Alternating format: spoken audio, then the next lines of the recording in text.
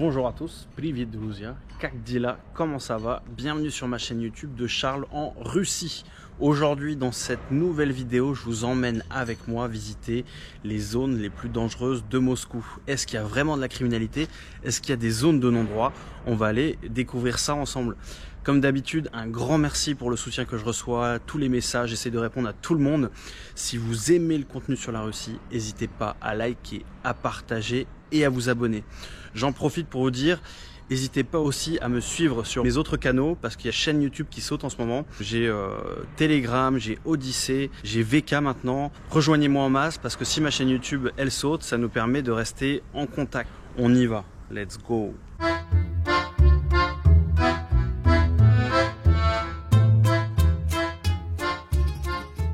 Les amis, donc pour démarrer cette vidéo, je me trouve à Lyubertsy. C'est au sud de Moscou, je vais vous mettre ça directement dans la map que vous allez voir. C'est une région qui est vachement associée à la criminalité, surtout dans les années 90.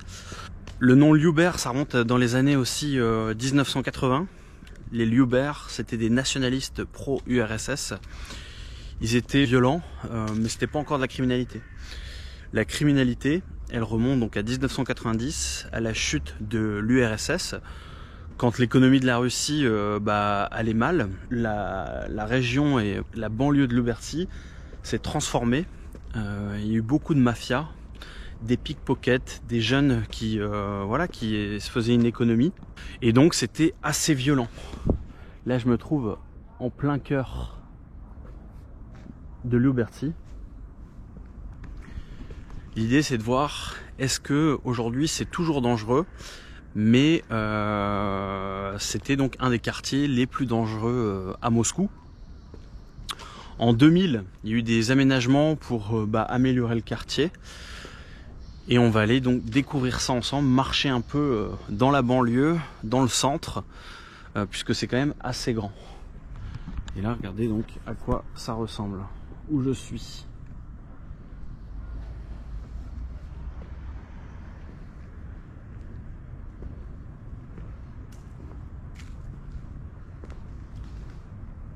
La mafia de Lyubertsy, c'était l'une des nombreuses organisations criminelles opérant à Moscou. Et ils ont été impliqués vraiment dans divers crimes. Il y avait des rackets, de l'extorsion, de trafic, de drogue, de violence organisée. Le quartier était vraiment réputé pour être très violent. Et moi, si je suis là aujourd'hui, je vais faire plusieurs quartiers. C'est pour voir aussi s'il y a des zones de non-droit en Russie, si c'est dangereux de se promener dans les quartiers dits dangereux à Moscou, est-ce qu'il y a encore du trafic de drogue? Est-ce que comme chez nous, comme en France, il y a des règlements de compte? Est-ce qu'il y a des personnes avec des kalachnikovs dans les quartiers? Est-ce qu'on a la même criminalité et la même notion de banlieue dangereuse ou pas? Parce qu'à savoir, en France, à Marseille, à Paris, il y a vraiment des banlieues qui sont très dangereuses, qui sont minées par le trafic de drogue. Le trafic de drogue, donc je parle de plusieurs drogues qui arrivent par le Maroc, qui remontent par l'Espagne. Donc minées par le trafic de drogue. La drogue vient du Maroc ou des pays du nord du Maghreb. Ils viennent en bateau, avec des bateaux qui sont très rapides. Ils se déposent sur les plages d'Espagne. Et d'Espagne, ils remontent vers la France pour noyer la France de drogue. Derrière ça, il y a des cités qui ont le contrôle de ces drogues-là, puisque c'est une économie qui est très importante et qui rapporte beaucoup d'argent. Dans ces quartiers-là, c'est pas forcément que de leur faute, il y a un problème énorme d'intégration. Ça leur permet de vivre et de faire de l'argent, puisque ils n'ont pas accès à toutes les infrastructures. Et donc, il y a des zones où il y a des gangs qui règnent, la police ne peut plus rentrer. Et c'est des zones qui sont vraiment très dangereuses. Et donc, tous les jours, il y a des règlements de compte, tous les jours, il y a des tirs à la Kalachnikov, tous les jours, il y a des meurtres au couteau. Et je veux voir si, puisque je suis en Russie, est-ce que en Russie, il y a des zones comme ça, de non-droit, violente, où la population russe ne peut plus entrer. Où j'ai envie de voir aussi si je peux me sentir en danger dans les banlieues à Moscou. J'ai pas... ça fait 3 ans que je suis là, j'ai jamais eu un sentiment à un moment donné d'un danger, que des personnes m'observaient et que je pouvais avoir des soucis. Je suis pas allé partout, hein, dans toutes les banlieues de Moscou, mais là je suis en plein centre de Louberty, qui est censé être une zone par le passé dangereuse. Après on ira voir d'autres quartiers, un autre quartier en tout cas. C'est parti pour la visite. Il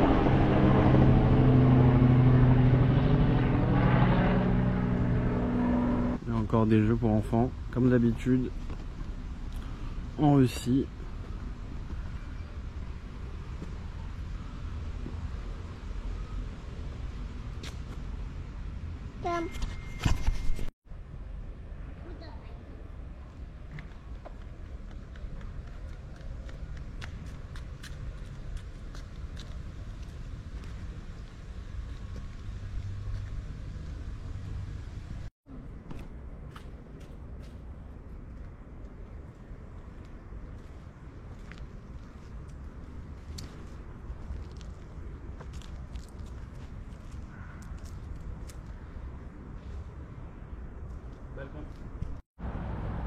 Là je marche dans un des quartiers à Louberty. Je les trouve presque charmants, les immeubles. Il y a une atmosphère familiale. Mais c'est marrant d'être ici parce que j'ai entendu beaucoup d'histoires sur Louberty par ma belle famille, par voilà, les gens que j'ai rencontrés en Russie sur cette période des années 90, qui était une période quand même incroyable où il n'y avait plus personne au gouvernement, avec plein de mafias, de bandits. Et les gens de la génération 50-60 ans, ils ont vraiment grandi là-dedans. Et Louberty faisait vraiment partie des banlieues très chaudes, avec beaucoup d'action. Donc c'est assez étonnant pour moi de découvrir aujourd'hui ce quartier, ces immeubles.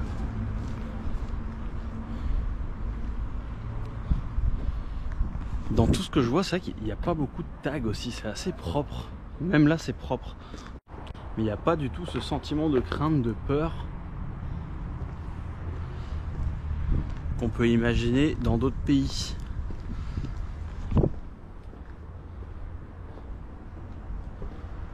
C'est ça les quartiers dangereux en Russie. Quand même plutôt correct. Louberty. Il y a quelques tags, mais voilà, c'est très rare de voir des tags. C'est propre par terre, même là.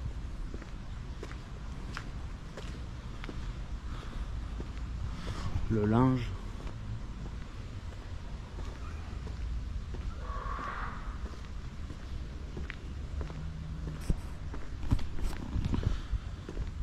On va aller dans un autre quartier de Louberty, voir si c'est pareil un peu partout ou pas.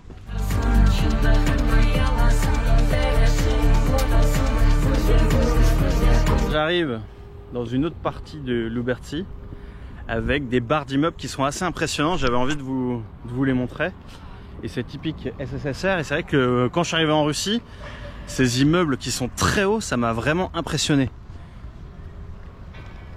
Regardez ces blocs. On va aller se promener, on va voir si ça a l'air d'être des quartiers difficiles ou pas. Mais en tout cas, les immeubles sont impressionnants. C'est l'immeuble derrière moi. Il doit avoir ça doit être l'école, le collège, et ça, l'école primaire. J'imagine que tout est là réuni. Moi, ce qui m'intéresse de voir avec ces barres d'immeubles, c'est est-ce qu'il y a des mecs en bas qui deal? Est-ce qu'il y a des mecs un peu bizarres ou pas? Mais ça me paraît plutôt familial que dangereux.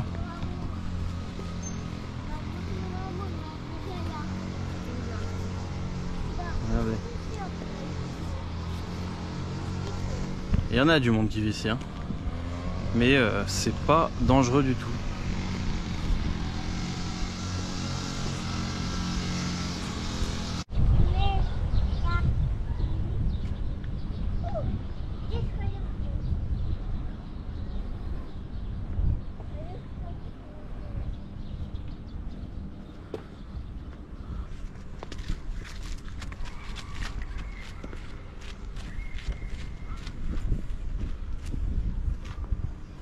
Il y a des magasins partout en dessous, mini market, pour les dents, docteur, les enfants qui jouent dehors, Center Krasoti, centre de beauté. C'est ça les banlieues, c'est ça les banlieues en Russie. Voilà, il y a des immeubles comme ça, mais il y a, regardez ça, c'est Wildberries, il y a la livraison, il y a absolument toutes les nécessités pour que les gens vivent bien dans ces endroits qu'on appelle des dortoirs. Ils sont impressionnants.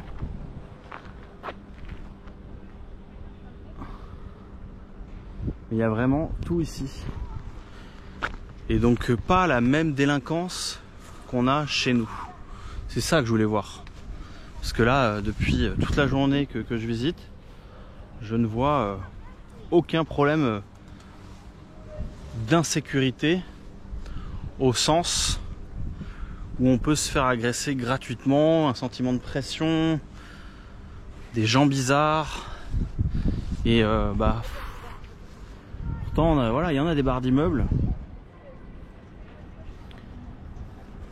mais c'est pas du tout pareil.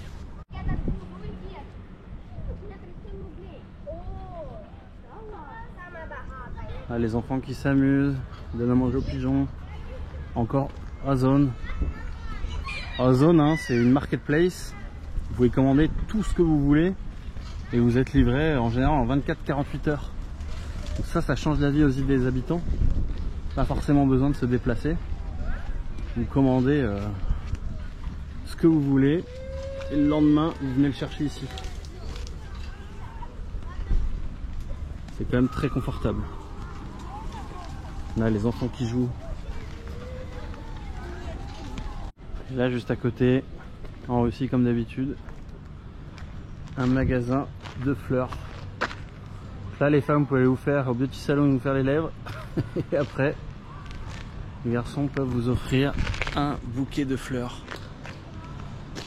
Voilà, les banlieues russes.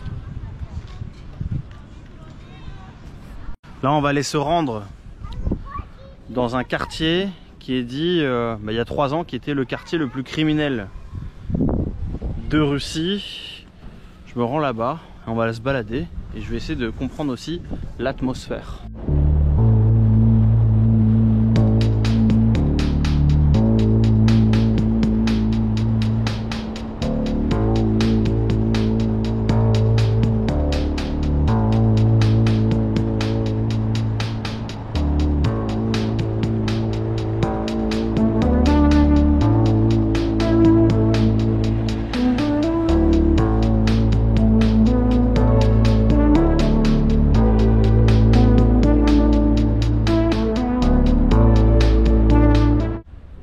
Là les amis, je me trouve en plein cœur du quartier qui s'appelle Chertanovo-Severnoe. C'est au sud de Moscou, c'est considéré comme un des quartiers les plus dangereux de Moscou. C'était il y a 3 ans le numéro 1 de la criminalité à Moscou. On va regarder ensemble, je sais pas trop à quoi m'attendre. Là on se trouve vraiment, c'est pas les immeubles modernes, hein.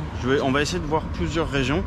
C'est pas les immeubles modernes, là c'est vraiment ancien et c'est ça que je veux qu'on voit un peu ensemble. L'atmosphère dans un des quartiers qui est censé être le plus dangereux à Moscou et donc en Russie. On voit ces bâtiments là, terrasse fermée.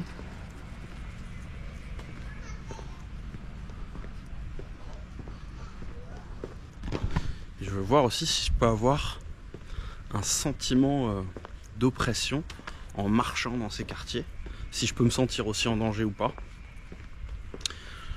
Et c'est intéressant pour moi de comparer justement avec voilà, la France. Il y a les États-Unis, bien sûr, c'est connu. Il y a des quartiers qui sont très dangereux. Et il y a d'autres, bien sûr, régions dans le monde où c'est comme ça.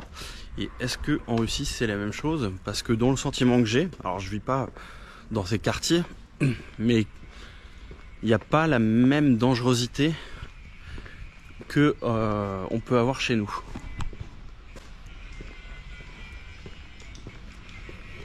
Là, il est 13 h et on marche dans ce quartier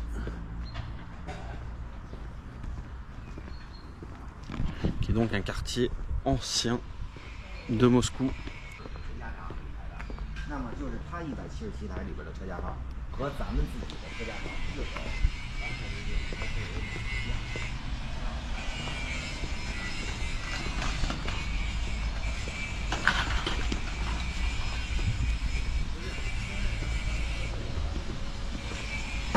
Partout il y a vraiment des parcs pour enfants.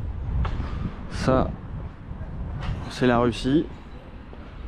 On arrive sur un boulevard, les grandes tours là-bas, entre le moderne et l'ancien. Il y a une belle église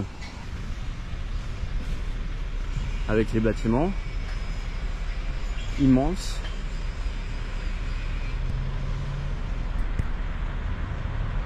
Et quand certains Russes me disent bah oui, il y a des zones dangereuses, enfin on n'a pas la même notion de la dangerosité dans les quartiers, il me semble.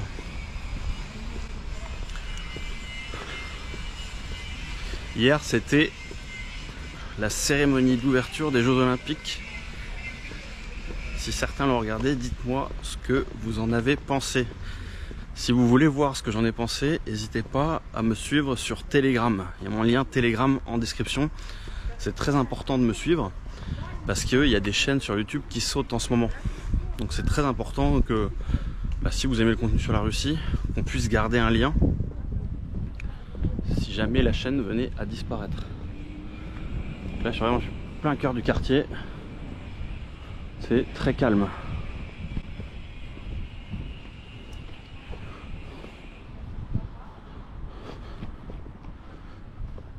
Et effectivement, il y a plein d'ethnies différentes.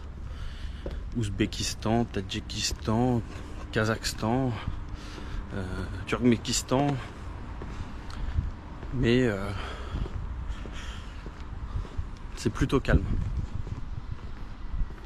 Là, on le voit avec les voitures, hein, c'est pas le même niveau de richesse que dans le centre de Moscou, ça c'est sûr.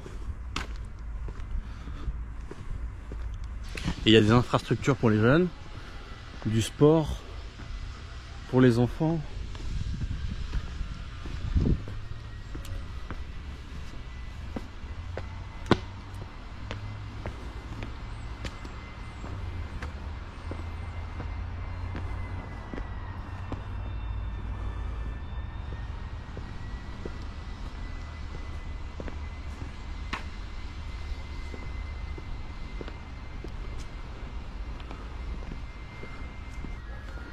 Et pour le moment, zéro stress. Aucun mec qui me dévisage. Pas de tension particulière. Je pense que les Russes, vous vous rendez pas compte de la chance que vous avez.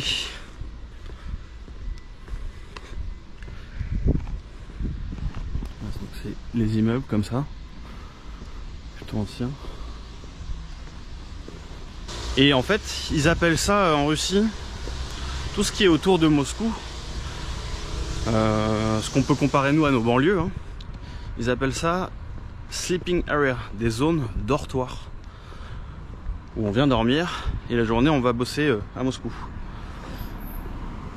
Il n'y a pas d'activité, pas beaucoup en tout cas, économique ici. On vient dormir, les zones dortoirs, et après on va bosser la journée dans Moscou. Et donc ça c'est tout autour de Moscou. Il y a plein de banlieues, mais qui sont intégrées à Moscou.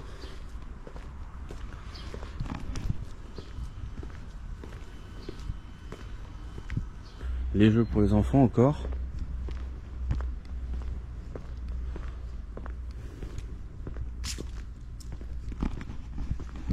Ça c'est quand même fou, toutes ces zones pour les enfants en Russie.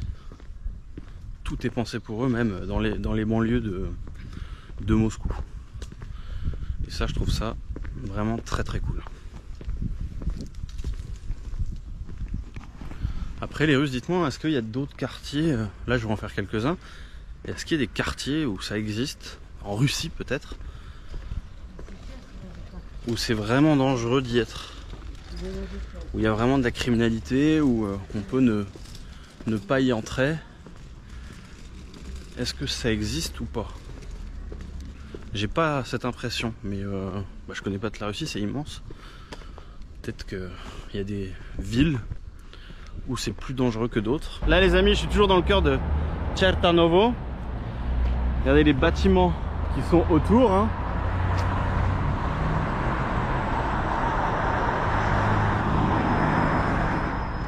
Et là on a ce petit Moskovski Yarmarki, c'est un marché. On va aller regarder, c'est magnifique ce petit bâtiment en plein cœur d'une des cités les plus dangereuses de Moscou, et avec ces bâtiments derrière qui remontent donc époque SSR, hein. C'est assez spécial.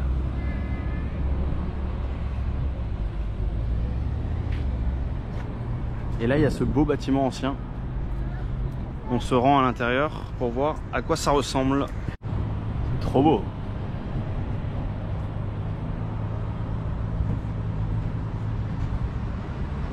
Magnifique.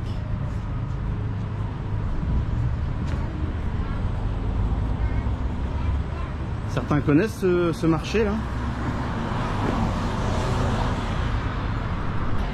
Qu'est-ce que c'est donc que ça? Oh oh.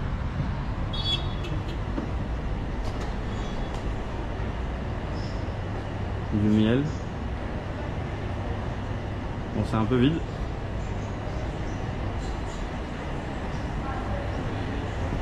Peut-être qu'il y a des choses de l'autre côté. J'adore. Ces petites chaises là, table en bois.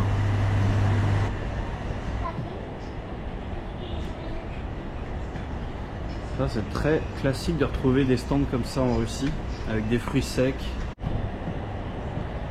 Bon, il fait chaud, on va aller se mettre dehors après, là-bas.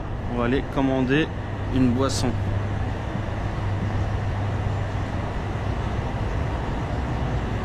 On va demander au monsieur. Здравствуйте. У вас есть айс латте? Да? Можно просто? Большой, маленький. Большой, пожалуйста. Большой? Да. У нас нужно переводом оплатить или наличными? Карты. Карты нет? Перевод. Перевод. Один большой, да? Один большой, да. Сироп добавить? Не сироп. 230. Vous voyez, en Russie, on peut payer avec un QR code. Regardez, comme ça. Hop, ça ouvre l'application. On choisit la banque. En Tinkoff. C'est bon, normal? Да. C'est bon, c'est payé.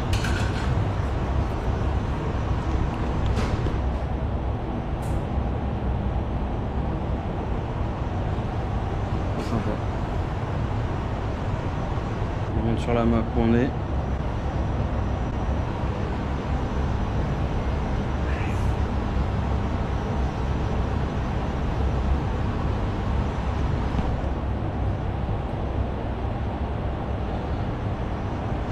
Спасибо большое.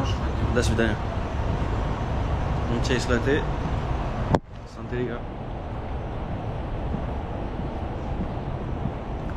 Faut bien se rafraîchir un peu, parce qu'il fait très chaud aujourd'hui.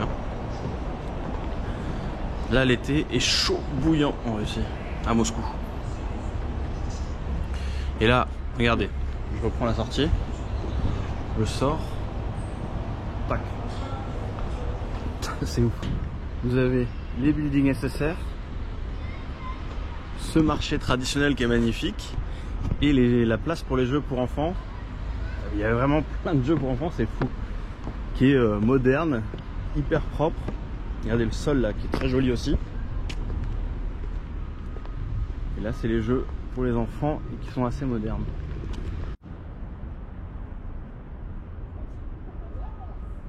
Et by the way, hein, là le grand ice latte comme ça, 220 roubles, 2,20 €. Ce qui est quand même pas très cher. Regardez les jeux. Avec la petite lampe magnifique.